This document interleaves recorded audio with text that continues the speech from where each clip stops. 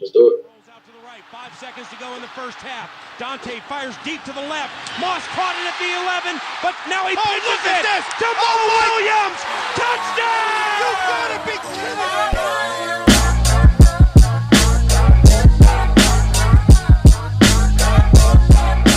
All right, and welcome back to another episode of the Climb in the Pocket podcast. I am your host, Jason Brown. You can find me on Twitter at BrownJason.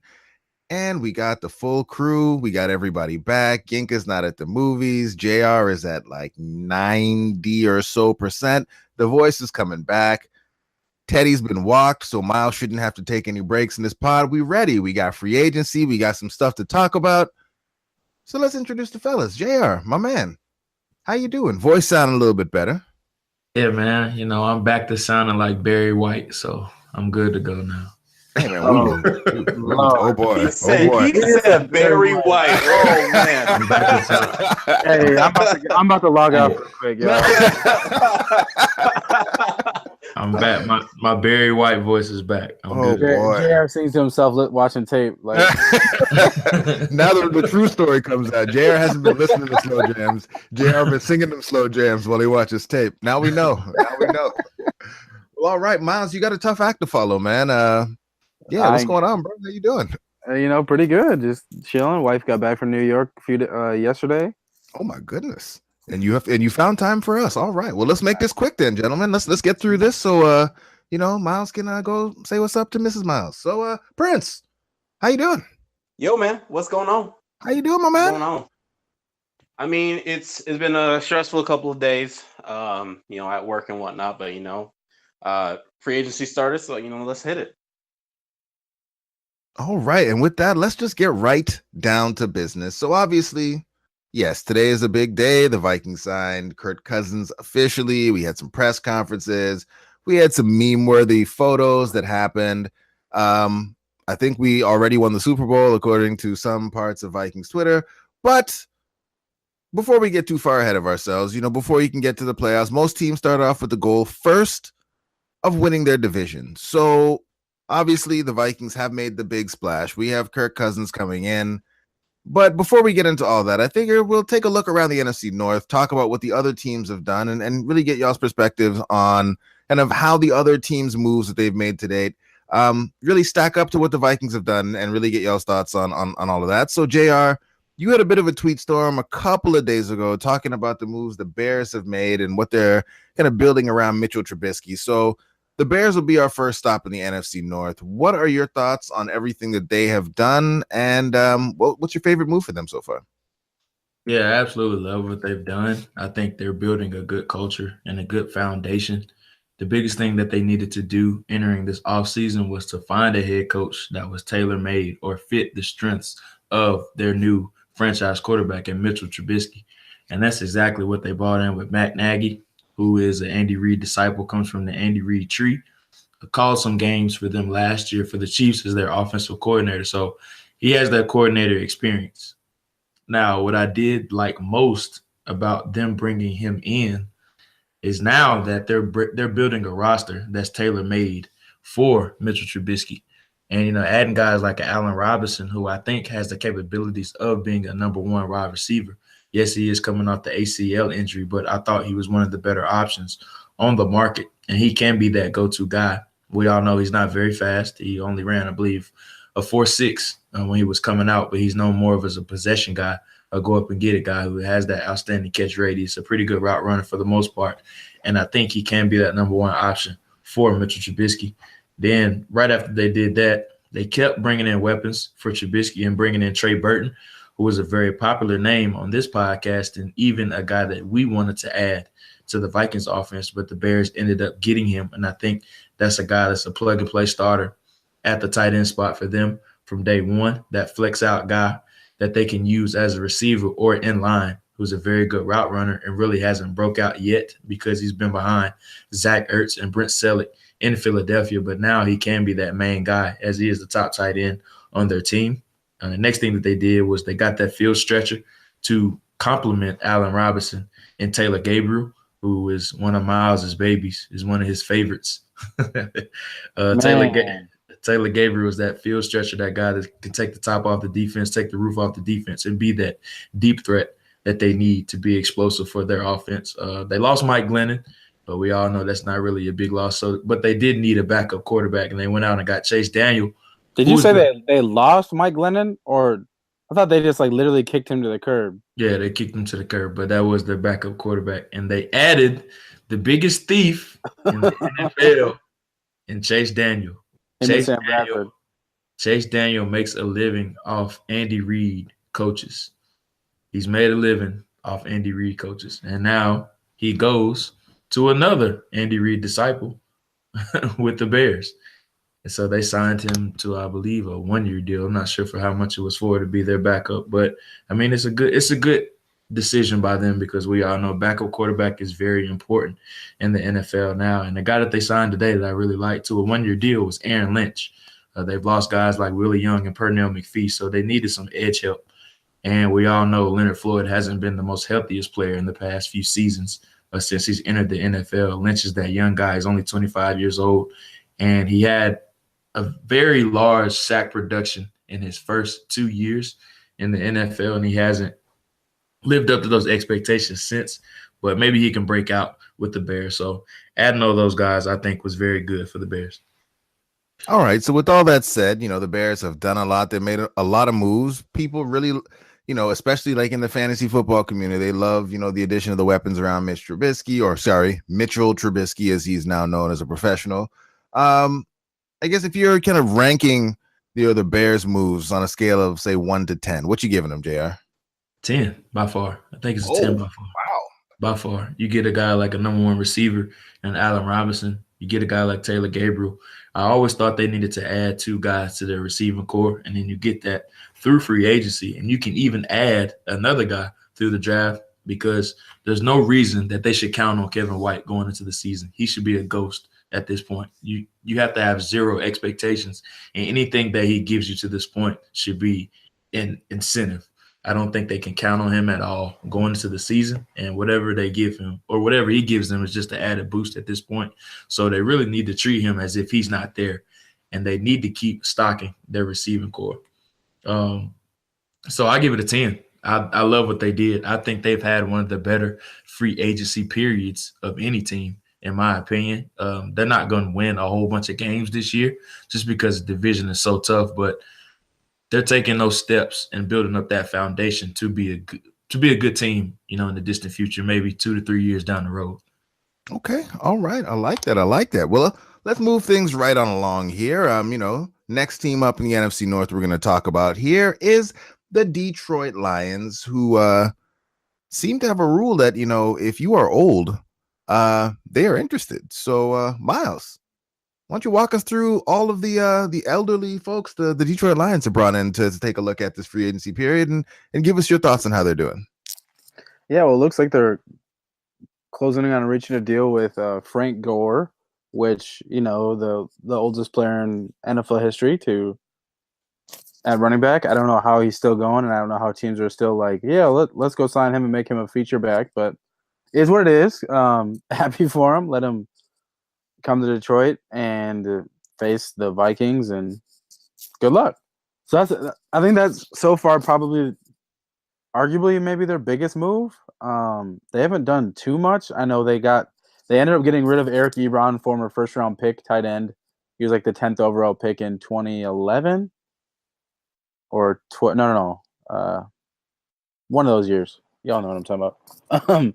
They signed Devin Kennard, a pass rusher. They re-signed guys like Tavon Wilson.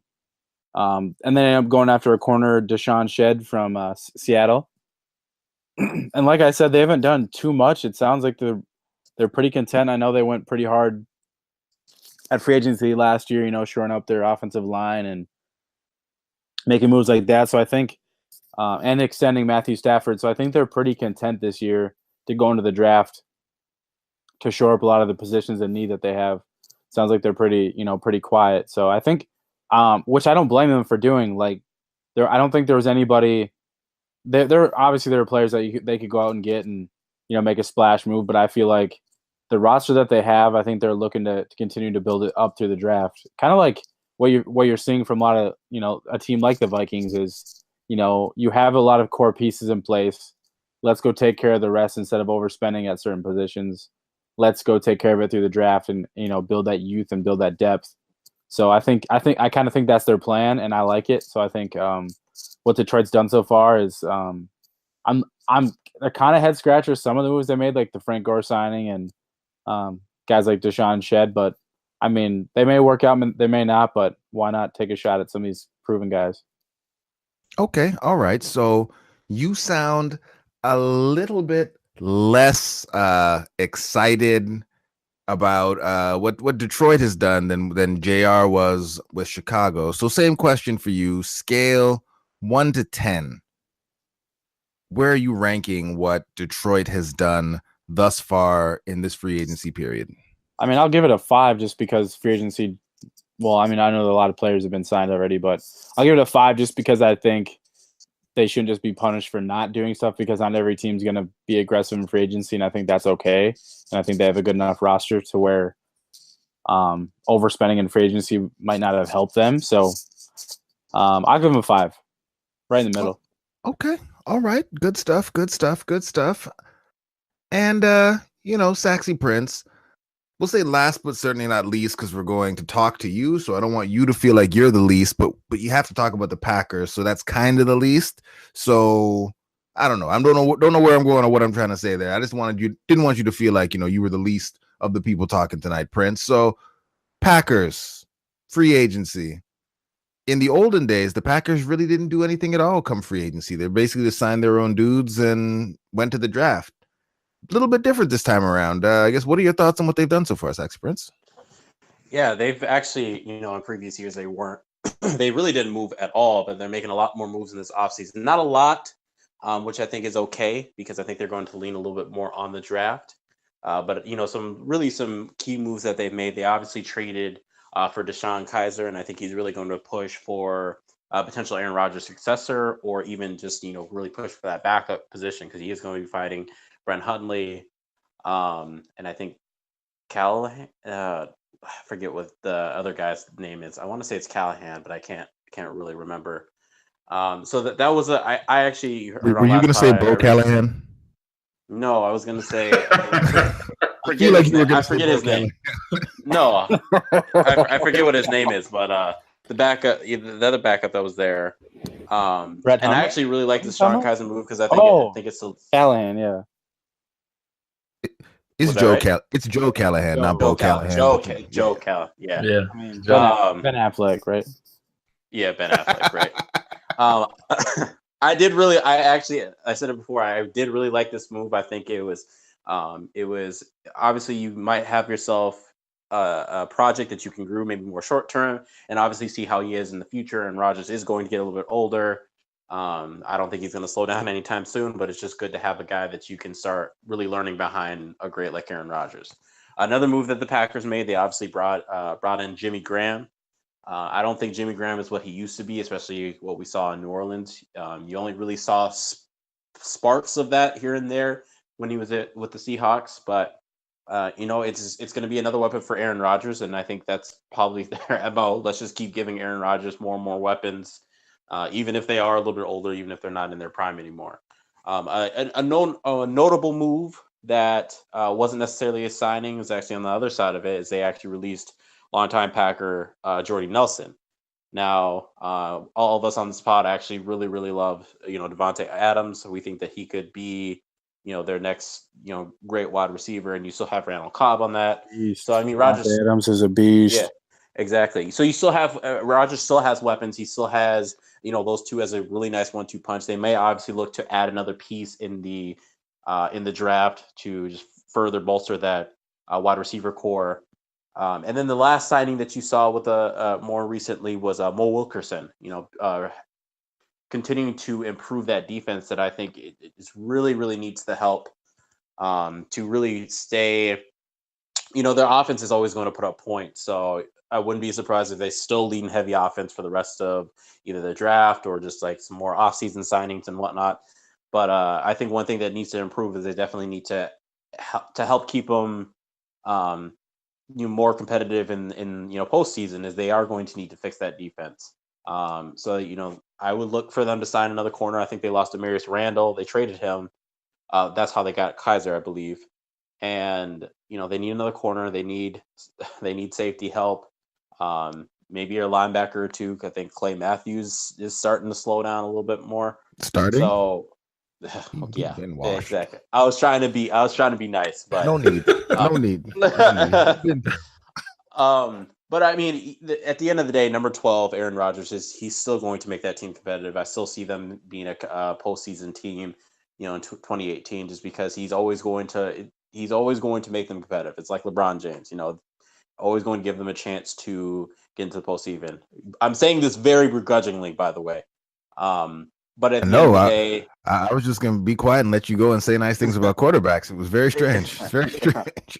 But at the same time, I don't think that they've made quite enough moves to really put themselves in the position where they can really make the best decision for their team come draft. I think they picked number 14. So I think they might need to make a few more moves in order for them to really give themselves some flexibility, so they don't have to, they don't have to go corner, they don't have to go offensive line, they don't have to go something else that they need to continue to improve. So as far as your 1 to 10 scale, Jason, I'd probably give them right now 7, 6.5, somewhere between there.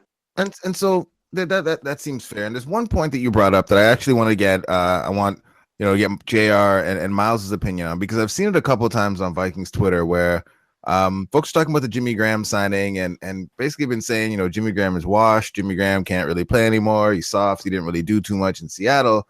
But then when you go and I looked him up on playerprofiler.com, Jimmy Graham was number 1 in contested rate catch per their website last contested catch rate for tight ends last year. He was number 1 in red zone target share, number 1 in end zone target share, 10th in target share overall, 7th in targets. Like, he seemed to be pretty productive in last season. He was first in touchdowns for tight ends, which obviously those are pretty volatile from year to year. So he can't move as well as he used to. I think that's a given. But with him coming in, and also the Vikings, at times having trouble with, somewhat athletic tight ends or tight ends who can be mismatch nightmares, I guess, JR, when you kind of look at this addition to the Packers, what are your thoughts as it pertains to the matchup that we're going to have between, Aaron Rodgers and this new toy and Mike Zimmer and his defense? I think it definitely is a good move for the Packers. You talk about a guy he's not as fast as he used to be or as good as he used to be, but he still is a threat, especially in the red zone. I mean, you can add a 6'6" or a 6'7" tight end. You do it. He still has an outstanding catch radius, and I think he had, 10 touchdowns last year. So that was one of the better years in his career. He's not that open field weapon that he used to be, but he still can dominate the middle of the field and in the red zone. So overall, I really like the move. Will it cause the Vikings trouble? I could see it happening. Because we do struggle with tight ends from time to time, especially over the middle. But, I mean, he's not that guy he used to be. And that's what a lot of people's expectations are for him still, because he was once a dominant player, especially when he was in New Orleans. But he's still an above-average player, and he's still a threat, especially in the red zone. But I love the move, and anytime you can add a guy to Aaron Rodgers, his stats are immediately going to boost just because of how good Rodgers is.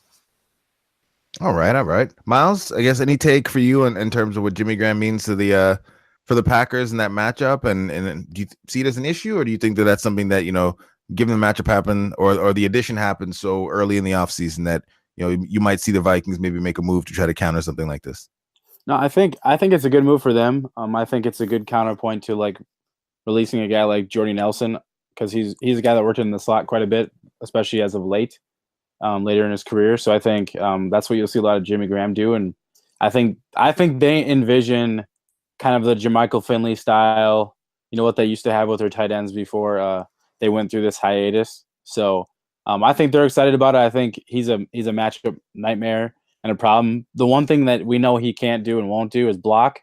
So we know that's not what he's there for. But his biggest thing is to be the red zone. And I think he's going to help them significantly in the red zone, just because, I think he had 10 touchdowns with Seattle last year. He was basically the red zone offense for majority of the season last year. So I think that's his primary.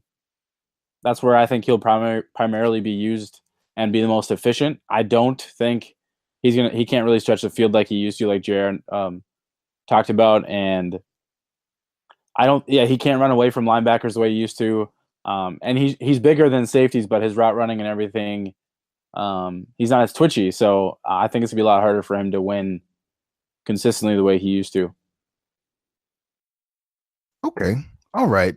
Well, that's enough of talking about those guys. I mean, they did some things, but obviously the biggest splash in the NFC North from a free agency perspective was the Vikings adding the one and only Kirk Cousins, the savior of the franchise, adding some stability, coming in with the fully guaranteed contract. Mr. Kirk, he speaks so well, Cousins, was introduced today. And so we're going to go through. I want a rapid reaction. I don't need a lot of reaction because we've talked about this Kirk Cousins thing for a long time. It's the worst kept secret in the NFL. Pretty much everyone has been saying he was coming here since people could start saying people were going anywhere. So, JR, it's official. Kirk Cousins is here. What is your reaction? It was good. I mean, as far as the press conference, he said a lot of the right things, answered things very correctly. You could tell he was well coached up on certain answers by his agent on how to answer everything. But overall, I thought it was really good. The videos that they're putting up, the tour of everything, he seemed like he enjoyed it. Overall, I thought it was very well organized and everything was pretty much ran smoothly. As far as the questions and how he answered them, I thought it was fantastic. Him saying he had a grocery list of things on why he came here and why it was a fit. The whole contract negotiations and why the whole entire contract was guaranteed and how he answered that was very well intelligent and very well spoken. So I thought he did a fantastic job and he represented the Vikings very well. All right, Miles Gorham. Wow, you stressed my name like that. Like, yeah, man, we got a new quarterback. What is your reaction? And then follow-up question: what is Teddy's reaction? Oh, I knew you were gonna ask that part. Initial reaction, I mean, I think it was exactly what we expected to be. I mean, the deal is a little bit different. The structure of the deal, I think, is a little bit different than we expected. We expected it to be front-loaded, but I think what the Vikings did with the cap, the way they lowered it this year and took on the higher caps in the last 2 years, I think it allows them to restructure and re-sign in-house guys and still be able to be active in free agency as we speak. So I kind of like that deal in that aspect of it, because then as the cap continues to go up and up, his deal won't look quite as significant in 2 years. And then lastly, I liked the press conference. It was good. I liked how upfront Cousins was about, he's like the contract is what it is. It's done now. Let's move past it. It's about football. Let's win. And I'm all about that. And I think that's what he came here to do. So just win. Right. Oh, and then Teddy, obviously he's not taking it too well. I think especially my wife, she's upset about it more than probably even Yinka is. So yeah, but otherwise I think we're all right. We'll get past it. We're Jets fans though. Yinka, last but certainly not least on this topic, yeah, man. Kirk Cousins has arrived, and I'd be remiss if I didn't say there's been a certain, I find it hilarious, but edge to your tweets here in the last couple of days, and so it's here, it's official. What are your thoughts, my man? I mean, y'all know what I'm saying. Oh yeah. Would you like salt on that popcorn or not? Extra salt. So lips. Y'all know I wrote that conspiracy article or whatever because of everything that went down and stuff. And Vikings ended up being true. They ended up wanting to pursue Kirk Cousins, and they got the guy. I still hold out that I do believe that Adam Thielen was kind of sent to essentially show some interest without them getting in trouble and whatnot when he went on when he was on NFL Network during the Super Bowl weekend and whatnot. So I still maintain that I think that was kind of the plan. But the plan was to get Kirk Cousins. It wasn't to get Case Keenum back, Teddy Bridgewater back. It was for Kirk Cousins. But otherwise, it's just like, I mean, I can't be upset at this. He's clearly an upgrade over what we've had over the past couple seasons. He's played well when situations are ideal, and I think he for the most part makes smart decisions. He is a good quarterback, so I don't hate the move at all. I know that obviously the way that the contract's structured right now, I think that this definitely puts the Vikings into. I hate using the phrase "win now," but I think there's going to be a lot more pressure to win in these next few years, to 2018, 2019, because 2020, it gets a little bit more complicated as far as contract, the way the contract is set up and whatnot, and players that you might have to start paying again or finding out new deals. Harrison Smith, Linval Joseph, I know Everson Griffin, depending on what you get to, like Barr, Kendricks, all that stuff. So I definitely feel like this definitely puts more pressure on 2018 and 2019. Not that there wasn't before, but there was a lot of pressure this year because of the Super Bowl. But I think that because of the expectations are ramped up, so it's fine. We ride high Kirk Cousins, and with the weapons that we have, we've seen it's going to be really hard for a quarterback to fail with Stephon Diggs and Adam Thielen and whatnot, and Dalvin Cook's coming back. So let's enjoy some football. Go Vikings. That sounded that sounded very convincing, but it's still new, it's still fresh. So I know that soon Ginko will be back all in. So Kirk Cousins, and he was the one big signing that has happened thus far. But the next thing that seems to be bubbling up to the surface right now is JR's dream coming to fruition. Sheldon Richardson joining the Minnesota Vikings. JR, obviously you've been talking about this for a minute, as have a lot of people. If this becomes official, tell us how you feel about it. I'll be doing backflips if this becomes official. This is the guy I've been wanting since free agency opened. Well, really since the past few months. I've been having my eye on the free agency list of the guys that's becoming free agents. It'd just be a fantastic signing. And why do I say that? Everyone knows that we need interior defensive line depth, or defensive line depth, period.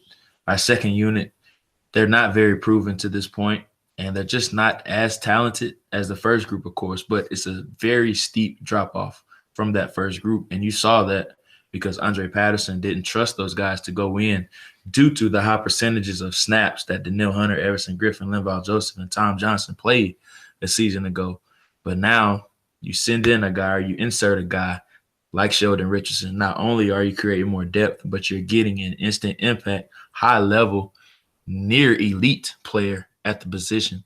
Or you subtract a guy like Tom Johnson, who's getting older and he's nowhere near as talented or has the upside of a guy like Sheldon Richardson. And it also makes your draft very flexible. And why do I say that? The Vikings still need depth, especially along the interior.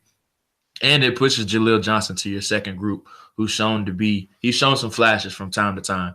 So now you're starting to create that depth. And I'm assuming they're going to re-sign Shamar Stephen as well. I still think they need to draft another guy on the interior, or even another edge rusher, just to push Taysom Bauer and Stephen Weatherly. We all know B-Rob is going to be out the door.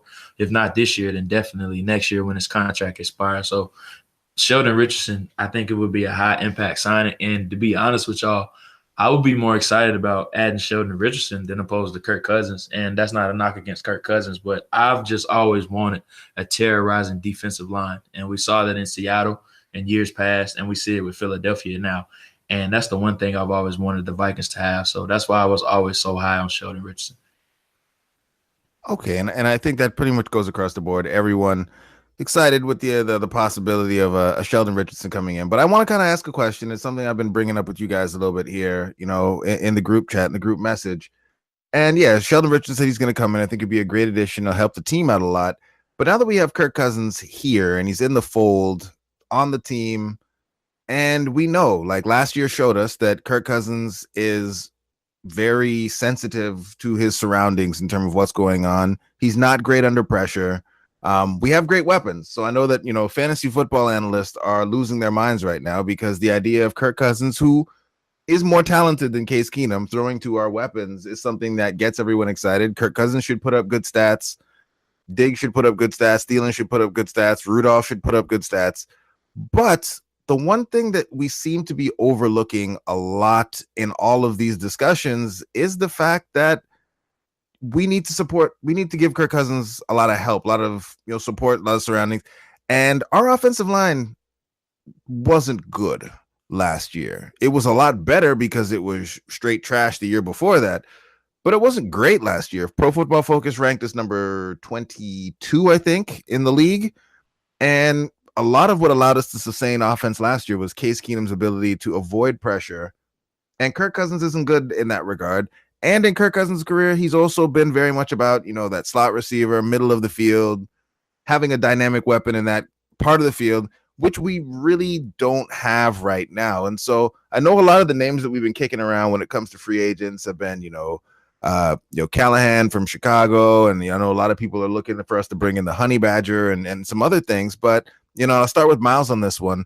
As we move forward with things and we talk about investing and making sure that, the investment that we've made in Kirk Cousins pays off, do you think maybe this could be the beginning of a shift in kind of how the Vikings operate and are built, where we spend more of our kind of efforts on building up what is around the offense and trusting Patterson and Zim and the rest of those guys to coach up potentially a younger defense that doesn't have as many either key free agents or high draft picks in it because of our need to make sure that, our investment in Kirk Cousins pays off?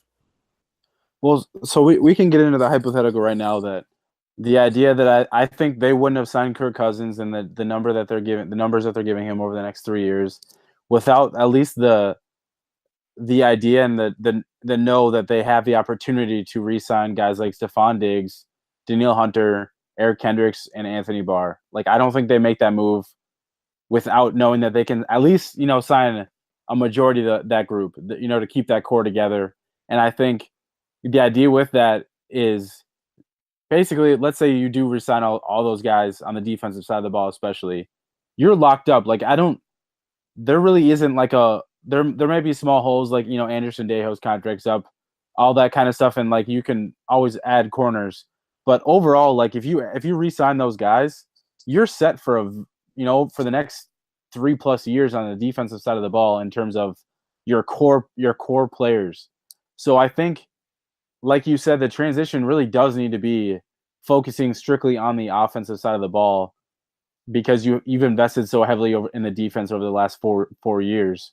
So I really do think that paradigm really needs to shift, and we need to start focusing on offensive line, at building the offensive line. And I know it was a good start last year, getting Remmers and Reef, and then getting Elfline to center. But we gotta figure out those guard positions, and then like you mentioned, we need a move tight end, and we need at least one more wide receiver who could probably stretch the field a little bit, or if that tight end's that guy, whatever. We need to stretch the field a little bit more, and adding a wide receiver, a move tight end, and probably adding one more running back is important. So like you said, I think it is time for that shift to where we start focusing strictly on the offense, our first round picks or whatever, best player available. If it's an offensive player, like an offensive weapon, go get him. You don't need anything holding you back to not get a player like let's say like a Dallas Goedert from South Dakota State, like one of those kind of guys. Like whether you trade back from 30 or whatever, go get the players that you need to fill the stacked roster you already have, and that should be on the offensive side of the ball. Whether it's like the things I already said. Beauty. Prince, I guess, what are your thoughts on things? And do you see us now obviously, you know, next year will still be a great defensive team. The year after that will likely still be a pretty good defensive team. But as we move forward, I guess, and you think about the identity of the Vikings, say last year of Kirk Cousins' contract, or first, we'll say last year of Kirk Cousins' first contract with the Vikings, so people don't say we're being pessimistic here. What do you see the identity of this team being? Because, I mean, you give this man all this money, he's kind of the face of the team now, versus before where it was kind of, you know, all about the Vikings defense. It's Kirk Cousins now. He runs the show. I mean, he's now the face of the franchise. I don't think there is anything that you can say about that. I think there's going to be this paradigm shift to the offense and making the offense helping to put more, butts in the seats and stuff. This offense is going to need to become sexy. And, do I necessarily feel like that's the right decision? I don't know, because, I mean, I think we've seen over the past couple of years that the Vikings tend to throw a clunker of a game, like at least on the defensive side of the ball. And I haven't quite figured out if that's something that, is, player exclusive, or maybe Zim needs to work on ways to not be always so predictable. So he gets to that point in the season where, we just face a team and we just either get blown out or it's just a complete no-show. So I don't want us to make that shift just yet. But I just think that the fact that you brought in Cousins, I don't think that we have any other choice but to do that.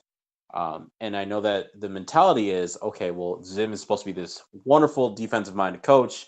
He can coach anybody out, but let's not. I don't think I can completely say that. Let's say that he did bring in Anthony Barr. He did bring in Eric Kendricks. You have Everson Griffin. You have Linval Joseph. You have Xavier Rhodes, Harrison Smith. You do have weapons. Now you start taking those guys away. What does Zimmer's scheme become? Does that mean Zim has to completely reinvent what his scheme is? Because we've seen really his scheme doesn't really start to click until that third or fourth year of some of those players. Some of those players' contracts. So I am worried that, we are going to take that step back on the defense. And I am just worried that maybe that step up as far as the offense isn't going to be too much more, which, kind of is going to put us in this rut of, we're winning 10, 11, 12 games in the season, but, we can really only get to the divisional or the championship round, but we can't really get over that top hump. So it'll be interesting to see where we move forward. I'm with Miles, in which I want us to get another athletic tight end, continue to rebuild the offensive line. A guy like Sheldon Richardson would be fantastic for the Vikings, but I just want to see the Vikings continue to add weapons kind of equally on both sides of the ball. Okay. All right. So I guess the last thing we'll talk about now as it pertains to Vikings free agency, and I'm gonna give you guys a little bit of latitude here. You can go whichever way you want to go on this one here. And again, we'll start with JR. Give me either, an under the radar signing that you would like to see the Vikings make, or a Vikings player that you could see being a surprise departure this offseason. Oh, I would say Brian Robertson could be a surprise departure. I don't think that's not gonna be a surprise. We need another one. I mean, people have been floating that name around. I don't want it to happen, but like his name's been floated around with everything for a couple of days now. We got to go deep. Jerry's right. That ain't really a surprise, I don't think, because he's dangled every single year. A surprise signing. I mean, there's rumors out there about Honey Badger now. I don't think that's going to come to fruition just because they can't afford it, I don't think. So, I mean, it's tough. I don't think anybody being cut would be a surprise. The reported name. But I heard we were supposed to be able to afford whatever we want because Kirk Cousins is coming. So. Stop it. Yeah, so, I mean, the names that's been reported year in and year out don't really – I mean, Jerry's right, Brian Robertson, guys like that. I mean, Latavius Murray already restructured his deal, so I don't know who else that they really would cut at this point. And a surprise signing, I mean, Honey Badger is the easy one to say. Okay. Well, Miles, JR took the easy one, so you got to go a little bit deeper on this one here. Well, maybe we'll skip over the surprise departures because like Jared said, it's probably Well, this is going usual to be hard for suspects. me, but I think it could be a trade. Oh, oh, and who might be getting traded, Miles Gorham? Like I said, this is harder for me. It's okay though, because I would understand it. I would just hope they'd have another plan in place, or they have someone coming up from the ranks that they expect. But Laquan Treadwell, it wouldn't surprise me. It would. It wouldn't. It wouldn't. It wouldn't. Like it's kind of like odds and ends. Like I think it would be surprising, but at the same time, I wouldn't be surprised if they traded him if they got the right deal. I mean, the Ravens need wide receiver help, so maybe we give them a call. Yeah, maybe. Since your man's deal fell through, we call him up. Oh, don't do that. Get your other guy up in there, maybe. Maybe. Yeah, right, Okay. right. And do you see any surprise signings out there? Anyone under the radar, or are there any other positions, any players you think that are out there that maybe we could have for cheap that would still make an impact on the team that you would like to see pursued that you really haven't seen, on Twitter very often from anyone? You talked about you talk about all the time like having a big slot, a guy in the slot that's big. I think Benny Fowler could be had for cheap. He could be one of those guys if let's say they did trade a guy like Laquan Treadwell. I think he could be a guy that you could get for cheap and who could probably contribute a little bit. Okay, all right, Benny Fowler, like it. Saxy Prince, same question. What you got for us, man? Yeah, I haven't. I can honestly say I haven't researched. Maybe a guy that I still want to bring in. But to answer the kind of that first part of that question is, I much like Miles, I could definitely see a guy getting traded. One thing that I've wanted to see is if Vikings are really serious about still bringing in a slot corner.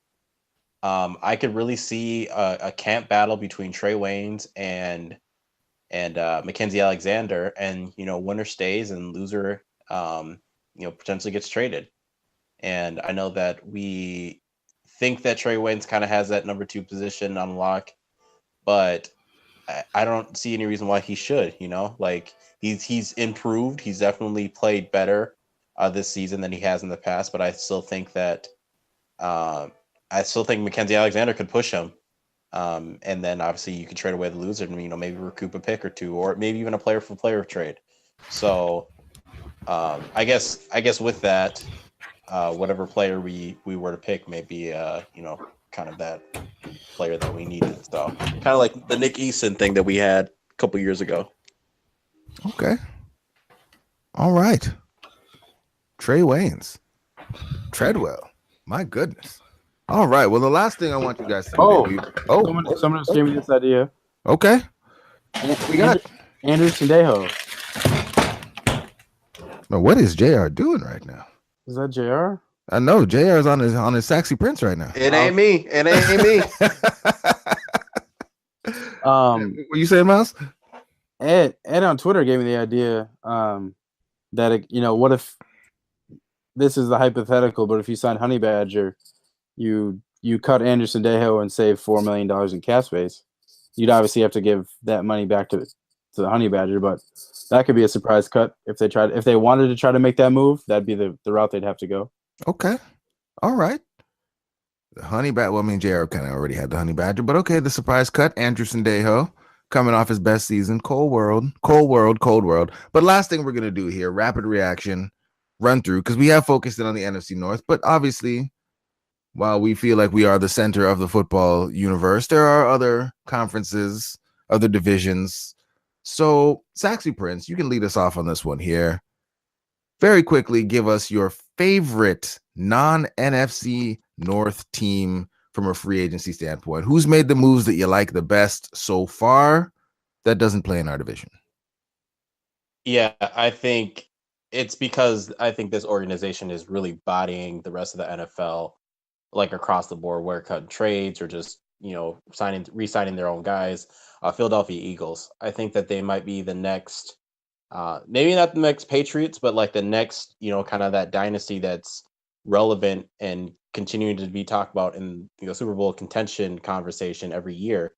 I think the thing that the Eagles have that we lack is depth. They lose a starter or two. They have the depth to come back, but I think the issue with the Vikings is that obviously we're really top heavy. Our starters are fantastic, but a guy goes down, and Anthony Barr goes down, Linval Joseph goes down, or Rhodes or Diggs, Thielen, then we become very, very thin on any side of the ball.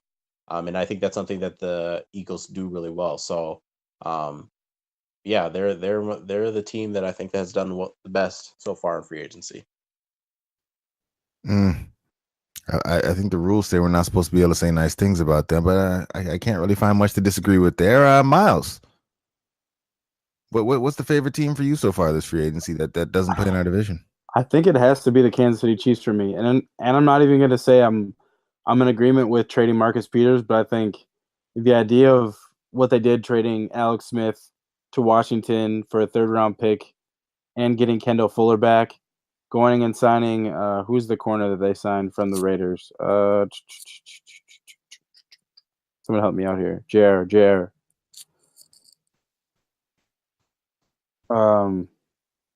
Shoot, I can't remember. They signed a corner from the Raiders, so they went heavy at, in terms of solidifying, making sure that they had options on the at corner to go with getting rid of Marcus Peters, and then you go and get a weapon like Sammy Watkins for your young quarterback in an already explosive offense with Kareem Hunt, Travis Kelce, Tyreek Hill, and you add a guy like Sammy Watkins to that offense. It's just like those moves in general to me, and I love them. And then they go get Anthony Hitchens from the Cowboys, a linebacker. So, wait, were you talking about David Emerson?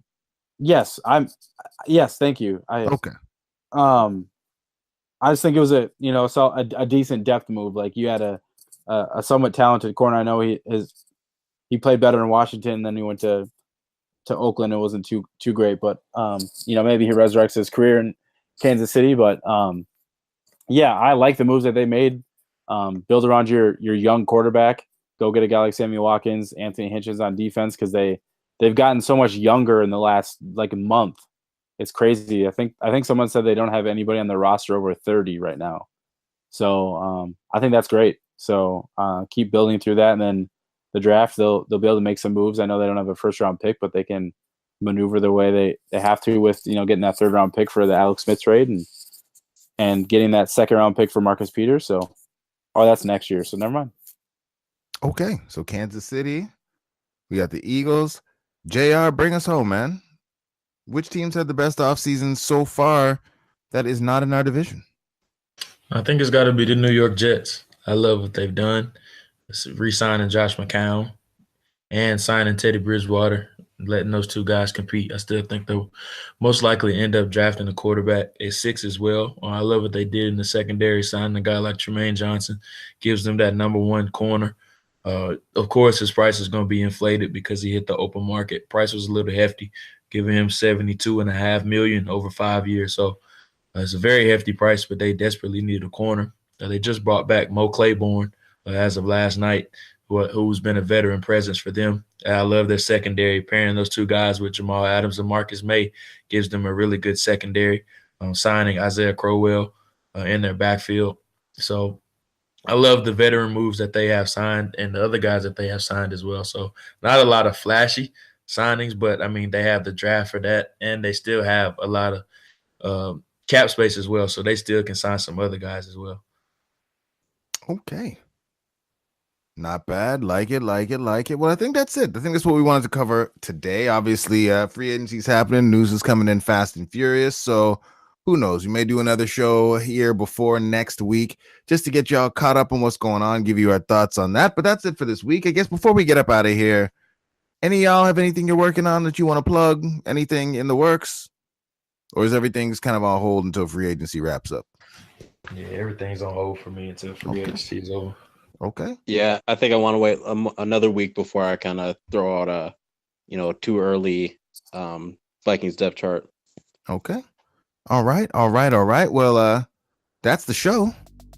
Thank you for listening, gentlemen. Thank you for coming on and talking with me. My name is Jason Brown. This has been another episode of the Climbing the Pocket podcast. Yeah, and we'll talk to you soon. Have a good one.